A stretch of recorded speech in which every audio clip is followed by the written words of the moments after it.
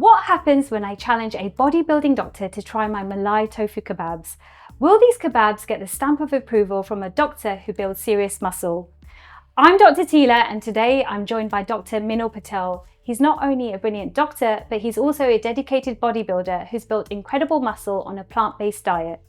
Now, I've been perfecting this malai tofu kebab recipe with tabbouleh salad, and I'm honestly a little nervous. Will my 20-minute high-protein creation impress someone who knows exactly what his body needs to build and maintain serious muscle? There's only one way to find out, and stick around as Minil will talk all things fitness and health.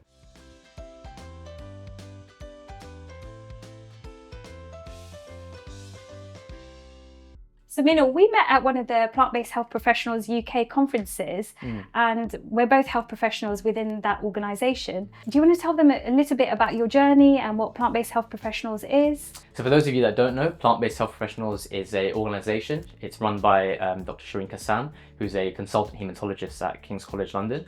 And they basically are a group that advocate for and educate other health professionals and the public about the multiple benefits of a plant-based diet, and they sort of advocate for a move towards a more sustainable food system as well. And they do some brilliant work. You can check out their website. They've got tons of free information, fact sheets on different health conditions as well.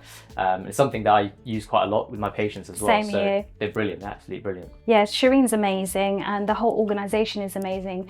But I just wanted to ask about you. So you've been into fitness for a very long time. You weren't vegan when you first started, right? And could you tell us about your journey? What made you come into a plant-based diet and then advocate it for the rest of your patients? And obviously you've got a social media platform as well where you talk about veganism and plant-based diets. Yeah, so I mean, like you said, I wasn't always vegan. So I grew up in like a Gujarati household, which you know is mainly vegetarian.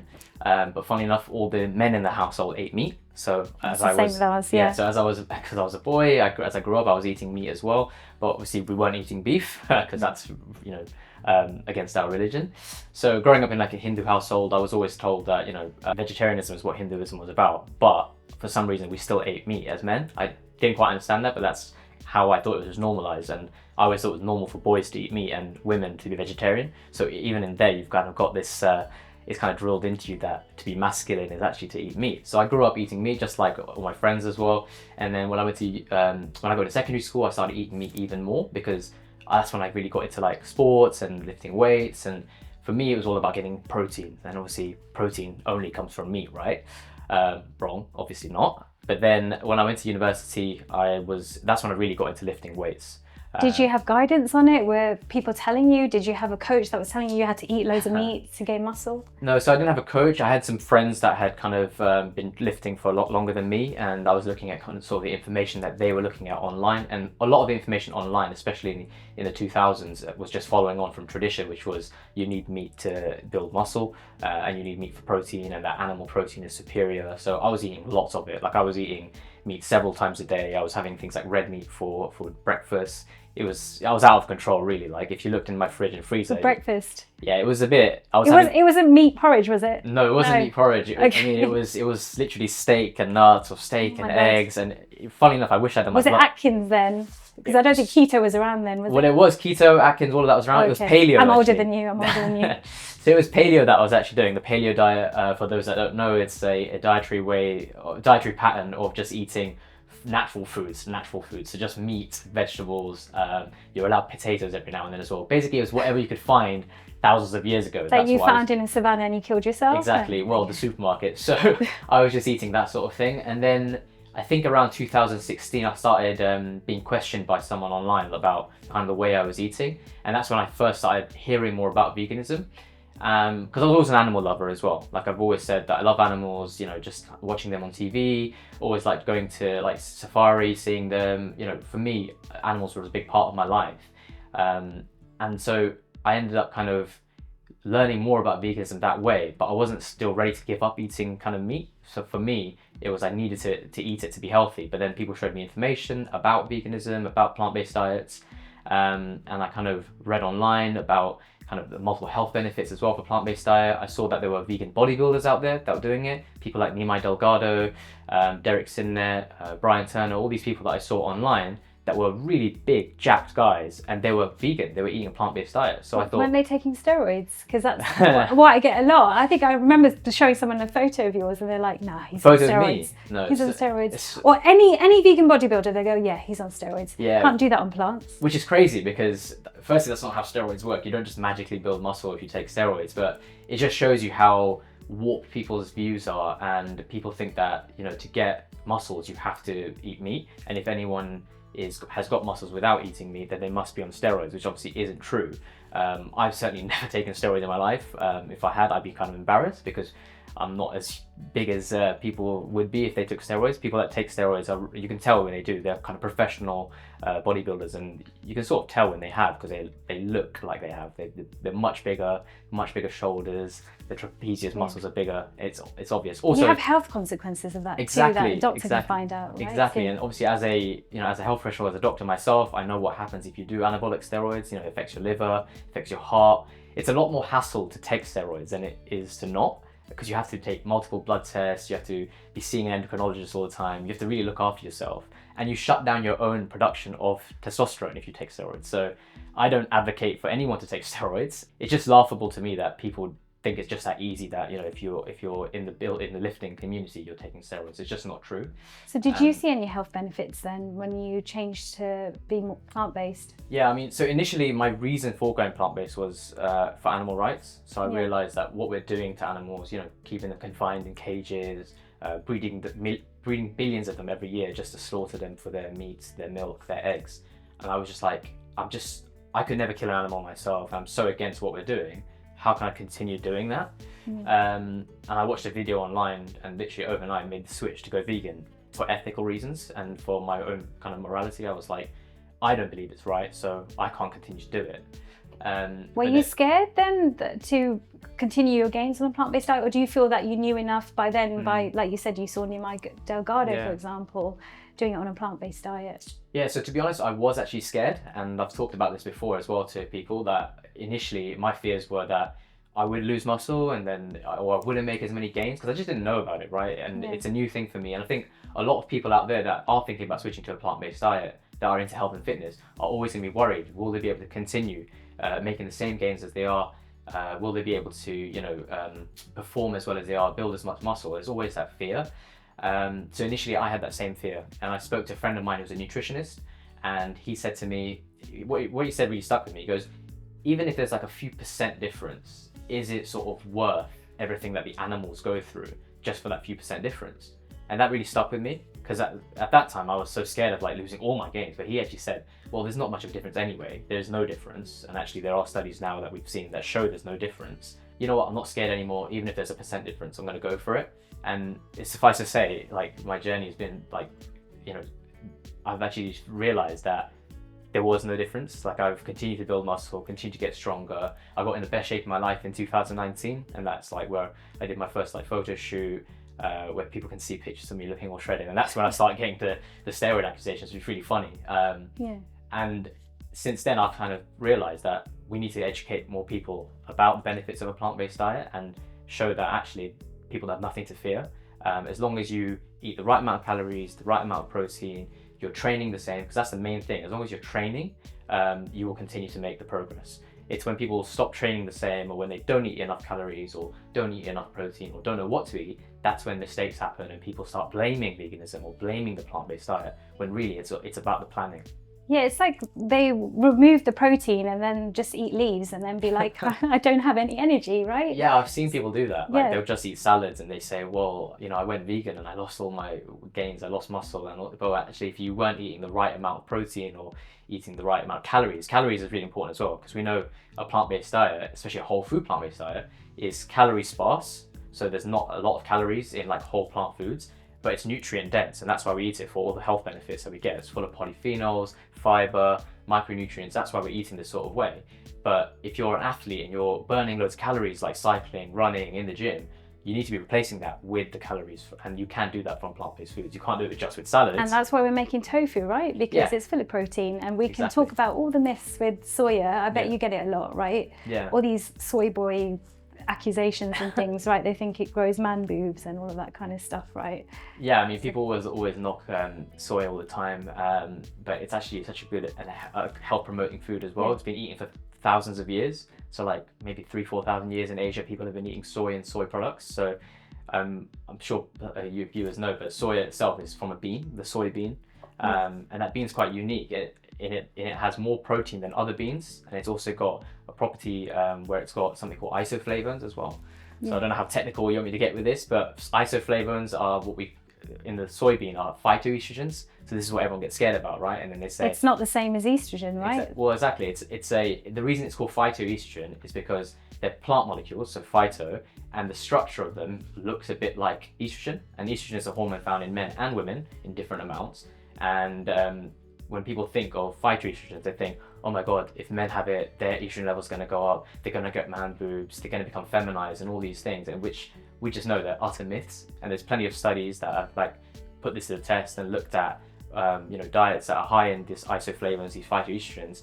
Does it cause feminizing effects? Does it kind of cause people to grow breasts, like men to grow breasts? No, it doesn't. We know it doesn't. In fact, we see it when people have metabolic syndrome, when we're not eating many of these foods and we're having a more Western style dietary pattern, which is devoid of fruits, vegetables, legumes, nuts, seeds and soy products, right?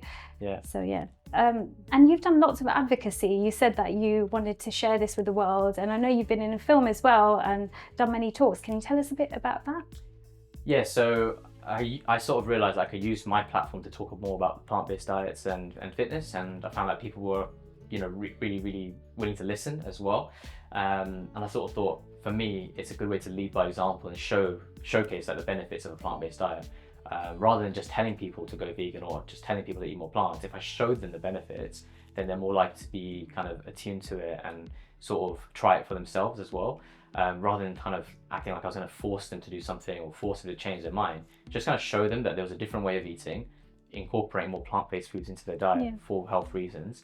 And then from that, obviously, I met the plant-based health professionals, I met Dr. Shrin Kassam, I met the rest of the team, some wonderful individuals, some wonderful health professionals, and then got involved with that project, I Could Never Go Vegan, which is a wonderful documentary. It's on Amazon Prime and Apple TV as well.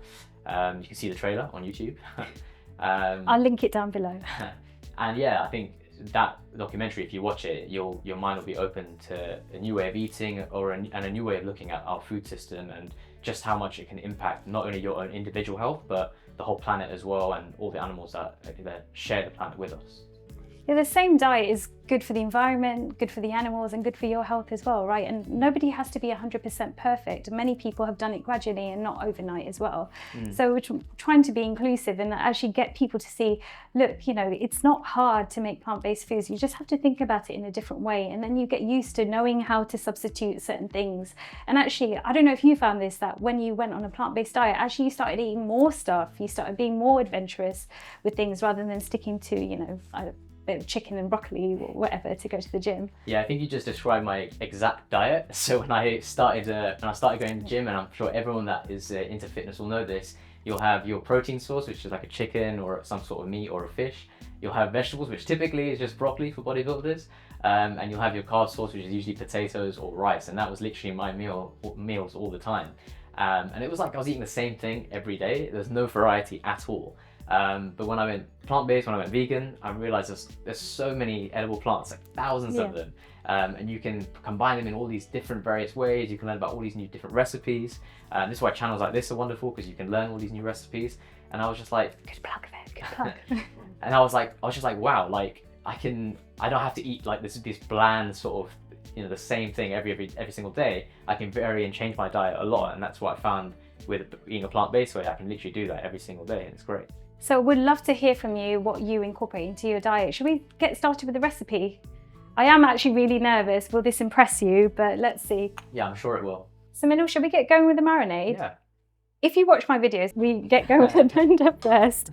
All right, so I'm gonna hand you some cashews. So we've got some cashews that we've soaked for about 10 minutes just to soften them so they blend easily. Do you want to put that in? Sure. And can fats be part of a good plant-based diet? Because there's lots of people fearing things like nuts. Yeah, no, so fats are really important in any diet, but we should make sure we eat the right kind of fats as well. So minimizing your saturated fats, trying to keep trans fat to absolute zero. Yeah. But, you know, nuts are a great source of poly and monounsaturated fat. So yeah, I'm a big fan of eating nuts every day. Brilliant. So let me hand you the other ingredient. So we've got some silken tofu here. This is to give the malai, because malai means, does it mean butter or cream? So usually this recipe is made with paneer, it uses a lot of butter and cream. Obviously we need to get that same sort of creaminess with something else that's better for you. So we'll use some silken tofu there. Silken tofu is great. So again, I'm sure your audience has seen silken tofu being used. It's like a really soft version of tofu. And when I first went vegan, the funny thing was, I never eaten tofu really at all.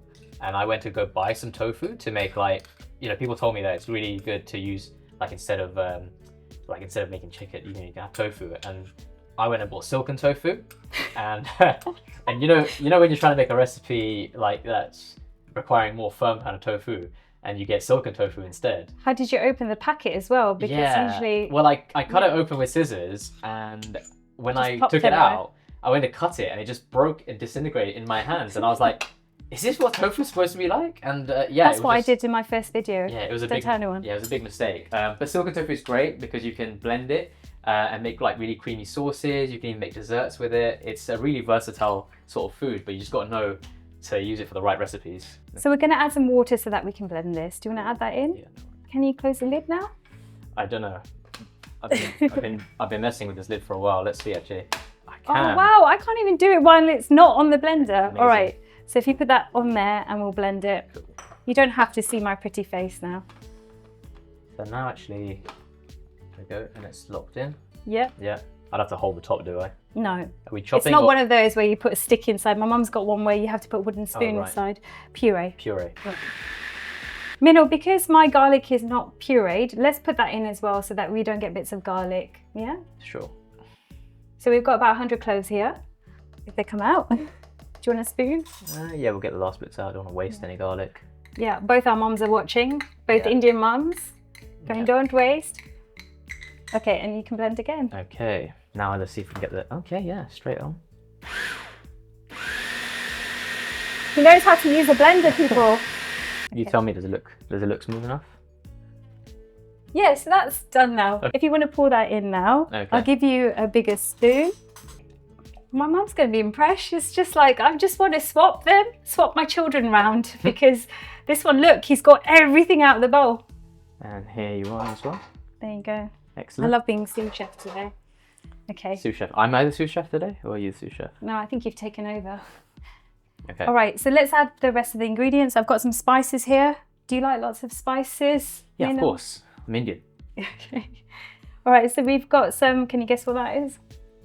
Because I like spices, doesn't mean I can guess what they are. I'm going to guess garam masala. Yeah, it's pav bhaji masala. That's my favourite one. Okay. We've got some Kashmiri chili powder. Okay. We've got some cardamom powder, some white pepper, but you can use black pepper if you don't have white pepper, as well as some nutritional yeast. Which I've never seen with these spices before, but nutritional yeast is great, so big fan. We've got to make it taste like a kebab. So there's some things that aren't traditional, right? Sure. So to make tofu taste less bland. And then we've got some chaat masala as well. Yeah. Do you want to put that in? Yeah, sure. I can smell the nutritional yeast. Can you? It smells great. It will make it taste like paneer. You've got a bit of a small spoon to get this off? You can use this spoon. That's fine. It's going in the wash. You're washing up afterwards. All right, then we got some ginger here. Mm-hmm. Do you want to use this spoon? Yeah. It's not dirty, it's just from the silken tofu. That's fine. All right, so then we've got some more spices. Can you tell me what that one is? The fenugreek. Yes, well done. See, he knows his spices. Then we've got some salt to taste, and we've also got some smoked paprika. It's going to tell me off, it's not traditional. There we go. That's fine, we can use that. I'm being tested on spices today. But they're good for your gut microbiome, aren't they? Exactly. The last bit didn't want to get in. There we go. Okay. So while you mix that, can you tell us what you enjoy eating on a daily basis, Minil? Yeah, I mean, it's pretty much the same thing pretty much every day in terms of for breakfast, not all the other meals, but breakfast pretty much, I like knowing what I'm going to have. So I'd probably say for the last 20 years or so, I've been eating porridge for breakfast. That's not true at all. Yeah, so for the last ever since I started lifting weights anyway, I really got into eating porridge, which sounds really funny, but you know, when you're growing up in an Indian household, porridge is not something you eat on a regular basis. It used to be just toast, but then when I started lifting weights, I realized eating porridge was really good to help you build muscle, gives you a lot of energy, like slow releasing energy throughout the day. So I like starting my day with a bowl of porridge, and in winter I'm a bit hot, but now that the sun's out, I make overnight oats. Nice. So I'll have overnight whole oats with soy milk, a scoop of protein powder, lots of frozen blueberries or raspberries. Just to interrupt you there. Yeah. I think you mixed enough there. Shall I hand you some yogurt to put in? Let's go, yeah, let's add that in and go for it. He likes to talk. Sorry. Let's add that in. Oh, yeah, anyway, I'll tell you. So rest of breakfast tends to be, as I said, overnight oats, frozen berries. I put chia seeds as well, and hemp seeds. Sometimes flaxseed as well, and some 100% cacao powder. So that's like, it feels like I'm eating dessert for breakfast, but it's all healthy stuff as well. It's a really good start to the day. And then lunch and dinner tend to be similar. So like lots of mixed vegetables, like a stir fry. Source of protein will be like tofu or tempeh or seitan. And the carb sources, I'll usually have either potatoes, sweet potatoes, brown rice. You can eat a potato? Yeah, I eat potatoes. Are those bad for you? I eat carbs. No, carbs are not bad for you. And potatoes certainly are very good for you, especially sweet potatoes. I mean, white potatoes completely fine as well. But, you know, sweet potatoes are a good source of beta carotene, lots of micronutrients, potassium, fiber. So, you know, potatoes are really good for you. I'm going to add the last ingredient for you to stir, which is some lemon juice. So if you can add that in as well. Sure. So you can also add this when you add the tofu later, or you can do it now. I've got some corn flour here, which is going to make the tofu crispy on the outside, but it will stay soft in the inside. So can I just put that in, Minil, and give it a last stir? You're going to tell me off. Don't waste any. Don't waste any. I know. You really smell the spices now they're all combined. Yeah, it's really nice, isn't it?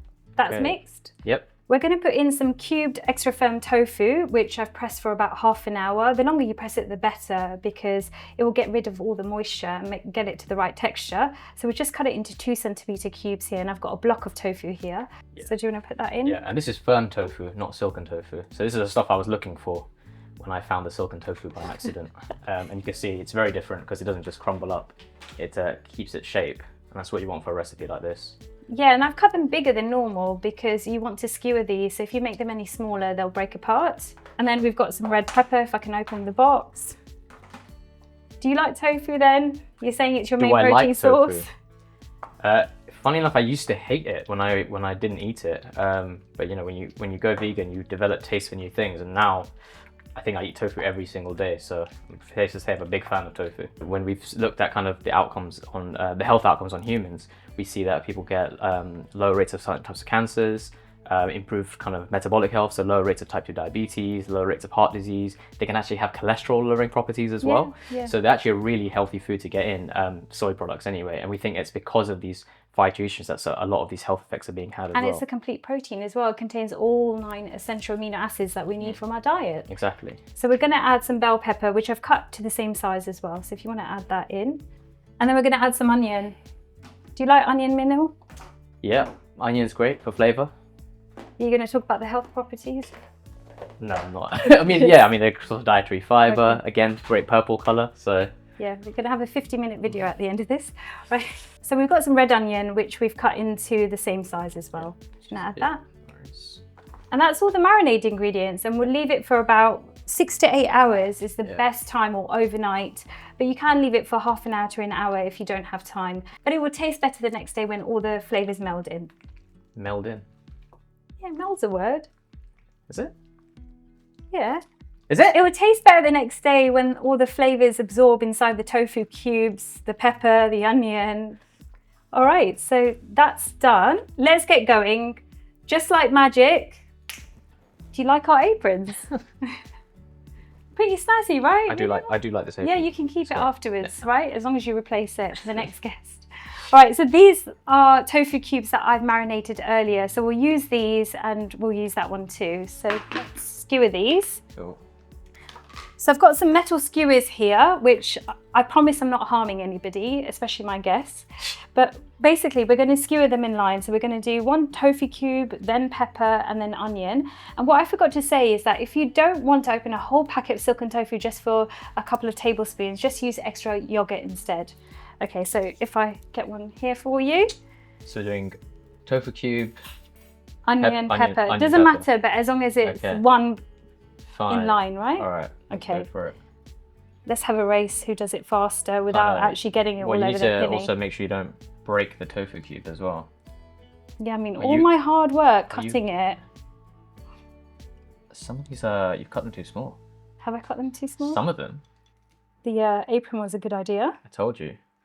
Yeah, so Tila's cut these a bit smaller than she told you guys to cut them, so you're going to see in action what can happen if they are cut a bit small. You're right, I've cut these onions too small. You have cut them too small. There we go. She admits it, guys. Don't do what I did. Do them that size, okay? And try not to skewer your fingers as well. That's another hazard with these skewers. This is what you get when you've got a child screaming at you going, "Mummy, I'm hungry," and you're trying to I think this one looks pretty good. So should we put that down on the tray? Yep, sorry, I'll get out your way. Once you're done. I think you said you wanted to race. I've lost that race, haven't I? Yeah, you have lost the race. Okay, I'm going to do extra tofu on this instead of my... Always extra tofu. Like, always extra tofu. And we'll put that on the tray. So you don't need to watch us do the rest of them. And like magic, you'll see them all done. Yeah. Right, so that's done now. Thank you for the skewering, Minil. No worries. We're going to put this in a preheated oven at 200 Celsius for about 20 to 25 minutes. We're not going to turn this halfway because obviously it's metal, but it will cook fine, okay? Yeah. So we'll put that in. All right, so shall we get going with the tabbouleh salad? I've got a secret ingredient here, which is going to make it higher in protein and more whole food plant-based than if we use something like couscous. So I've got some amaranth, which is an ancient grain, which I've boiled for about 15 to 20 minutes on the stove with some vegetable stock. And you can see it's this lovely kind of couscous-like texture anyway. You won't be able to tell the difference. It's just a bit nuttier and crispier in terms of texture. Yeah, it looks almost like quinoa. Yeah, it does. We're doing a mishmash of flavors. So we've got Indian with the tofu kebabs, and then we've got Lebanese style with the salad. Just checking every grain goes in. My mum's going to adopt you by the end of this. There we go. All right, so then... I'll do the spoon as well, but we'll keep that. And then we'll add some cherry tomatoes that I've quartered. So if you put that in. Lovely. The middle of summer, the whole point of having kebabs, right? And it's raining outside. It's an English summer, that's what it is. Yep. And then we've got some cucumbers, which I finely diced and taken the watery flesh out. Okay. So we'll put that in. Cool. Then we're going to add some parsley as well. Shall I do it? Go for it. I haven't had a job today. He's checking that. Checking that she's every grain. Who misses their mum when you've got Minil here? Okay. And this is how simple it is. We've got some pomegranate molasses. Okay, yeah. I've never used this, but I guess it's going to make it nice and sweet, right? Yep. See, he even pours like my mum wants to do. She's like, not in a tabbouleh, go round. See? Then we've got some sumac, which is a berry type of spice. And then we've got some salt to taste. Have you had sumac before? I'm pretty sure I've had it in recipes. Yeah, but not made it with it. I'm not cooked with it myself, no. Hopefully I'll convert you then. And we just add a tiny bit of lemon juice. Tiny, Minil. That's all right. Yeah, okay. And then if we give it a good mix. Okay, I can do that. So it's the same spoon as the... Excellent, so we won't waste any of that. No, perfect. You know, we've got the little grains that will come out. That's how simple the salad is to put together. And you can even use a ready box salad and just take these dressing ingredients with you. So once you, I can't think of the English word for it. Once you halal it. Once you've stirred it. Once you've stirred it, then give it a good taste. Minil, do you eat salad?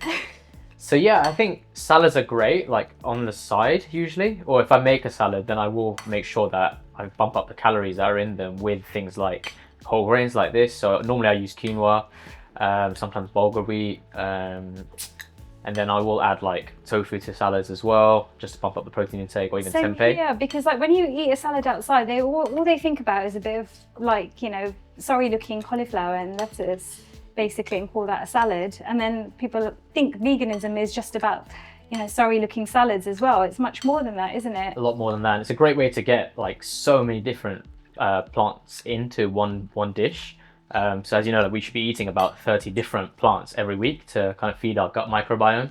And to get that variation of different plants every week, I find salads like the easiest way to get a whole mishmash and mix of them in. So, you know, you could throw in seeds, nuts, different vegetables, your protein sources like your tempeh or tofu, even seitan pieces. It's just, there's so much variety with salads. And even dressings. I like to use lots of, things like pickles that you will have in your fridge anyway, and they keep for ages. Beetroot, lots of stuff that you can put into a dressing. Do you like using tahini for your dressings? Yeah, I love tahini. Yeah, so tahini's great source of calcium as well. So love making dressings with tahini as well. Just a little plug here, I've got lots of salad recipes. I'll just link them up there. I think that's mixed now. Do you want to try it? Just see if it needs any more salt, lemon juice. I think he added enough lemon juice there for 12 people. I think we'll be all right with the lemon juice. Let's just see. So, yeah, that's really good. The amaranth gives it. No, it's really good. The amaranth gives it a really nice taste. Maybe I added a bit too much lemon. Did you add too much lemon? No, I'm kidding. Should I put a bit of sugar? No. I can taste the lemon. It's nice. And definitely the amaranth, you can actually taste like the nutty, the grainy texture to it. It's really nice. It'll be nice inside a pita. So then we've got the crunch. What's next? That's it. We wait for the tofu kebabs. Oh, fine. All right, so that's done now. It's had about 25 minutes in the oven. Do you want to give it a taste, Minil? Yeah, look, they turned out really good. Let's, just be careful. It might be hot. You go for that one as well. Oh, gosh. Cheers. Cheers. Looks like we're fencing. I know it does. All right, fine. But with something delicious. It is hot. It's blowing it. Wow. No, it tastes really good. It has absorbed the spices as well. It's great. Thank you. I mean, don't you normally make it look pretty? I've looked at your YouTube videos before. I thought I'd get away with it. All right, let's go. There you have it. My malai tofu kebabs. Will this be on your roster? Do you think it's impressed you now, Minil? Definitely. I think I need to give it a go at home. Cool. So I normally serve this with hummus and other chutneys. There's loads of chutney recipes on my website, which I'll link below. Another shameless plug there. We've got our salad and it's great on pita and it's lovely to share at a barbecue. If Dr. Minil gave these kebabs the stamp of approval, then you know they're the real deal for serious muscle building. If you're inspired by Minil's story and work, do follow him on Instagram. I'll link his details below in the description. Next week, we're joined by Cheryl, an amazing powerlifter, while we make a show-stopping dessert. If you love this recipe, don't miss my playlist of Indian twist recipes. Minil, do you want to do the honors and end this? Until next time, keep it plant-powered and delicious. See you in the next video.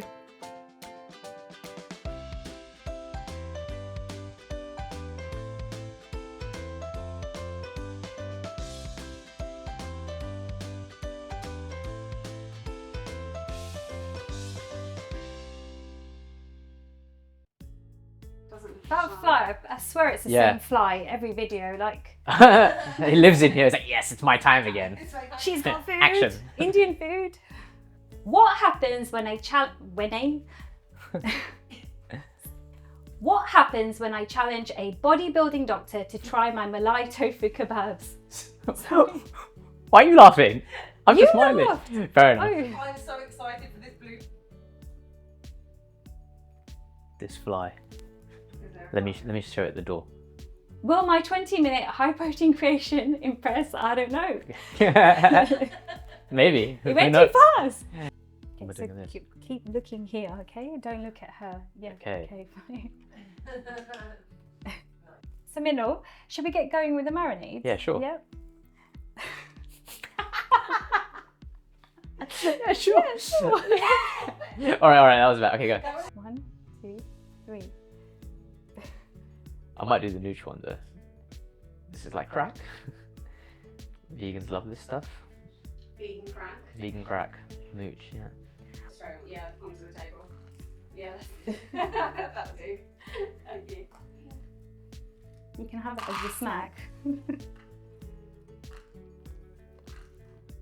And to make sure I'm not chewing or making chewing noises now.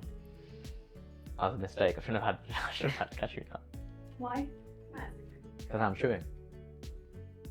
Okay, we're done, we're good. My mum farts, like.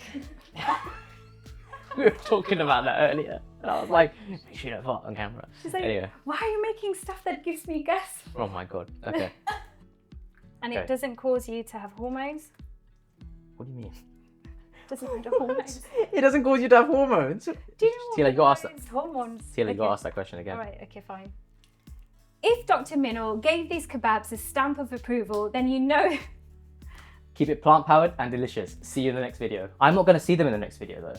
So you've got to say that bit. See you in the next video, yeah? Fine. Fine, so I'll say keep it plant-powered and delicious.